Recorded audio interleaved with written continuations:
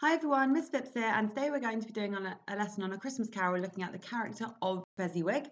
So, as we know, Fezziwig is Scrooge's former employer, and in this scene we're introduced to him and we see that he's the embodiment of what it means to be kind and generous in terms of being a businessman, and he's the antithesis of Scrooge, the complete opposite of Scrooge.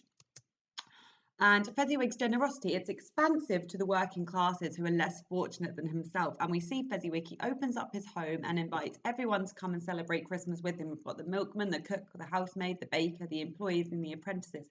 They are all invited to take part in this Christmas cheer that Fezziwig is offering out to everyone. And by seeing this, Scrooge is reminded of how much he once appreciated Fezziwig and how much he has disaligned with the values that he once appreciated so much in another person.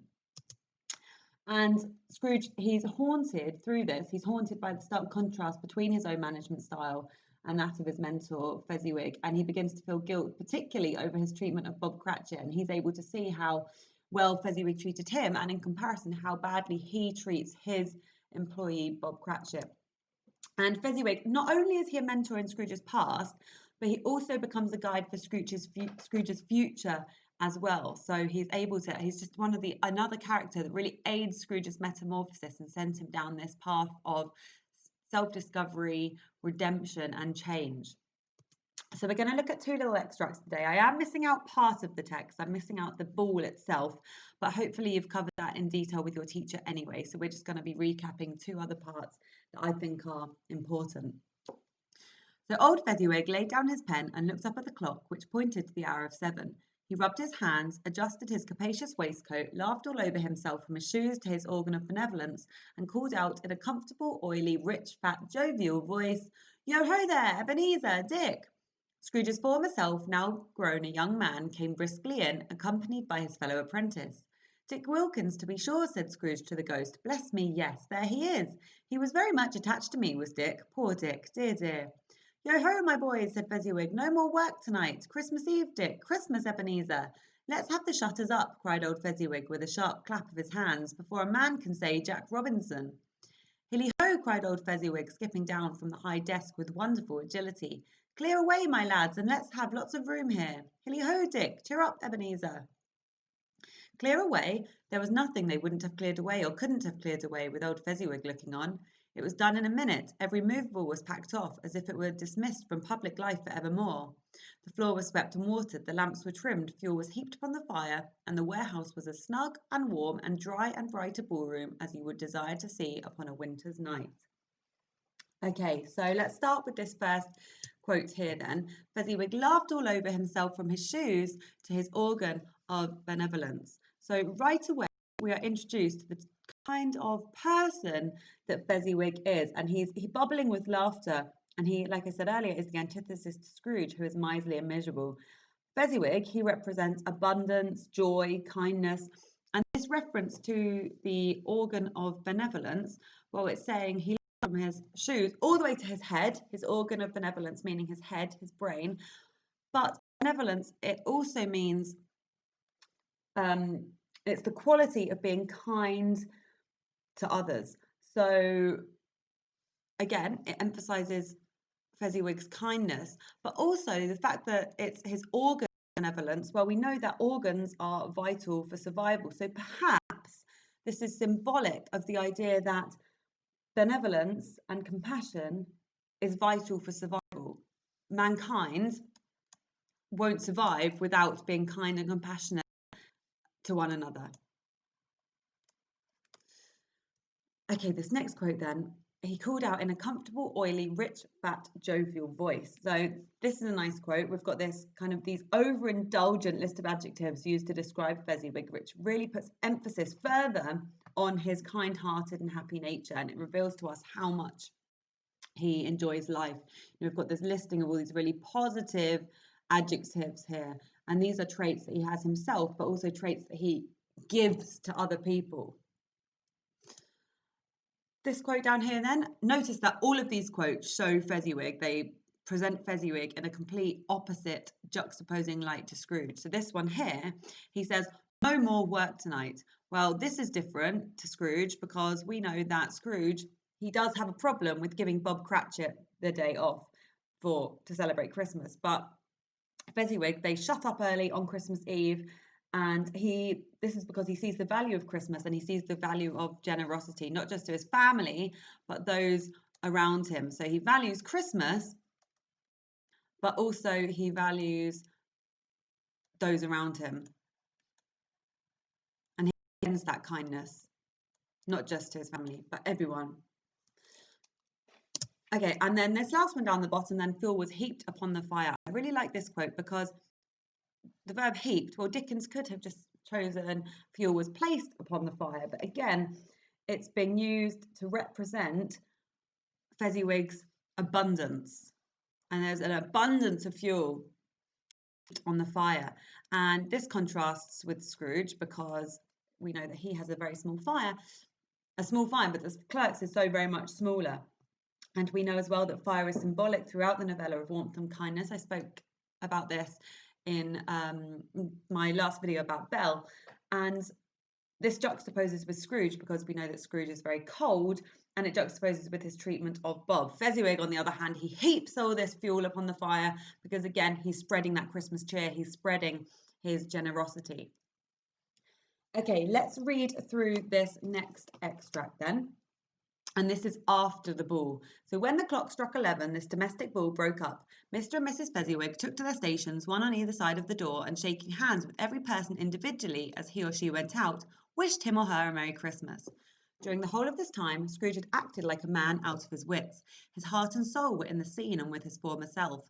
He corroborated everything, remembered everything, enjoyed everything, and underwent the strangest agitation. It was not until now, when the bright faces of his former self and Dick were turned from them, that he remembered the ghost and became conscious that it was looking full upon him, while the light upon its head burnt very clear. A small matter, said the ghost, to make these silly folks so full of gratitude. Small, echoed Scrooge. The spirit signed to him to listen to the two apprentices who were pouring out their hearts in praise of Fezziwig, and when he had done so, said, Why, is it not? He has spent but a few pounds of your mortal money, 3 or 4 perhaps. Is that so much that he deserves this praise? It isn't that, said Scrooge, heated by the remark and speaking unconsciously like his former, not his latter self. It isn't that, Spirit. He has the power to render us happy or unhappy, to make our service light or burdensome, a pleasure or a toil. Say that his power lies in words and looks, in things so slight and insignificant that it is impossible to add and count them up. What then? The happiness he gives is quite as great as if it costs a fortune.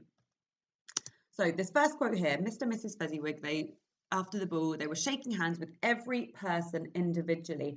So this again shows the way that they're acknowledging those who are less fortunate and how they're extending their kindness towards everyone. And the adverb individually is important here because it's representing and delivering Dickens's message that we need to acknowledge one another as individuals, something that Scrooge does not do.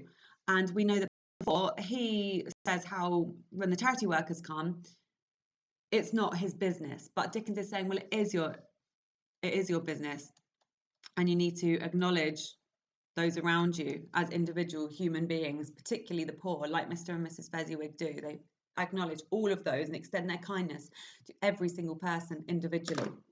My laptop's about to die, so I'm just going to plug it in very quickly. The second one here, Scrooge acted like a man out of his wits. So again, we can see his continuing metamorphosis throughout the whole novella. And just like the scene with Belle, Belle and her new family, he really is sucked into the scene, invested in the scene. And here, he didn't enjoy that scene with Belle, but we can see that change. It's another scene that's really aiding that metamorphosis. And also, we can see that Scrooge is undergoing this strange agitation when he is watching this scene. So this noun phrase here is important because it's showing, well, what does it mean to be agitated? Well, something feels like it's not quite right. And he's feeling agitated because he's realizing the errors of his ways. He's waking up, he's changing. It is another signal of his metamorphosis. And this quote here then, when he was younger, we can see again the way that he really was grateful towards Fezziwig, pouring out their hearts in praise of Fezziwig. This is a really nice metaphor here, pouring out their hearts. And it's showing that Fezziwig is reminding Scrooge of how his own values have diverged so far from those of someone he once admired so greatly. He once had morals and values that aligned with Fezziwig's, but now his are so far away from that. And this quote here, the ghost, he is kind of saying to Scrooge, he's baiting Scrooge a little bit, and he's saying, well, he's only spent £3 or £4. Why does he deserve all this praise? And Scrooge is realizing that actually it doesn't cost a fortune to spread kindness and generosity. And we can see that Dickens is changing the vocabulary that he uses when he's describing Scrooge. He uses heated, and this is interesting because so far we know that Scrooge has been described as being a cold person, but now he's using this verb that shows that he is heated. So again, it's showing that metamorphosis, and Dickens is changing the way that he speaks about Scrooge. And he's slowly moving towards being more like those around him, and his nephew is described as having so heated himself. So we can see that Dickens is changing the vocabulary that he uses to align him more with these previous characters. And Scrooge is realizing then, well, Fezziwig, as a business owner and as a capitalist, he has the power, just like Scrooge does. He has the power over Bob Cratchit, and he has the power to make them happy or unhappy.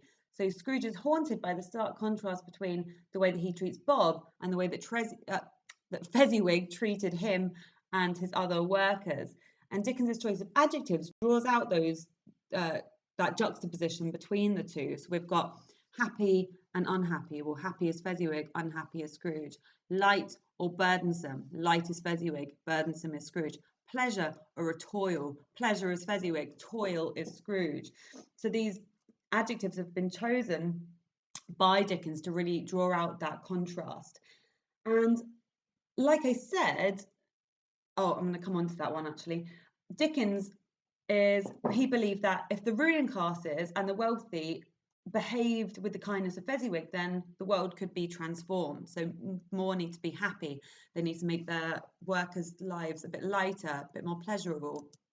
And this last quote then, the happiness he gives is quite as great as if it costs a fortune.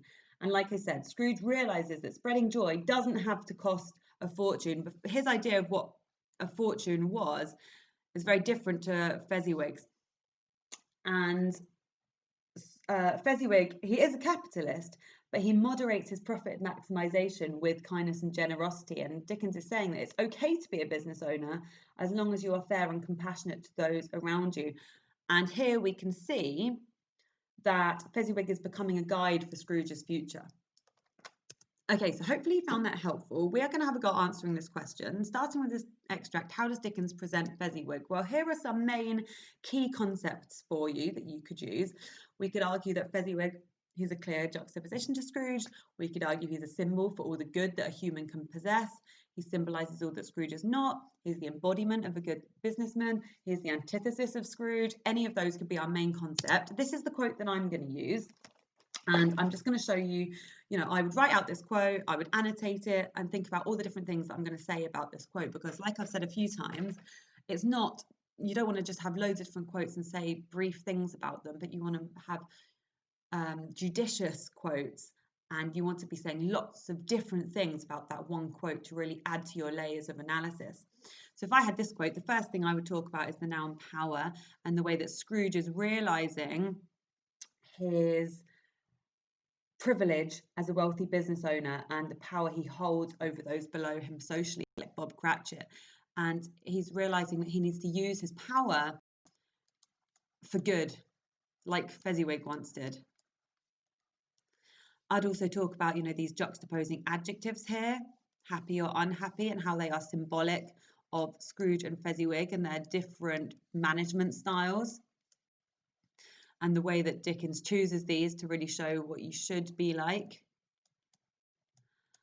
And I would talk about the verb gives. Again, this is really emphasizing Fezziwig's generosity. It's symbolic of Fezziwig's generosity here.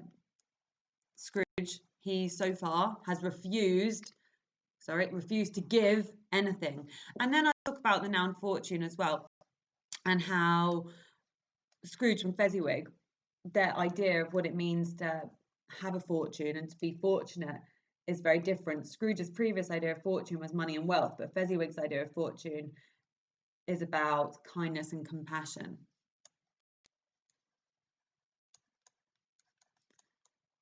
Not money and wealth. And sharing that fortune with others as well. Sorry, this pen just changes the slide automatically. It's good, isn't it? Okay, so I want you to choose one of these quotations. This one here, this description of him with the listing of adjectives. His generosity through the idea of fuel being heaped on the fire and snug and warm, and how this juxtaposes with maybe Scrooge's counting house. And Mr. and Mrs. Fezziwig took to their stations and shaking hands with every person individually.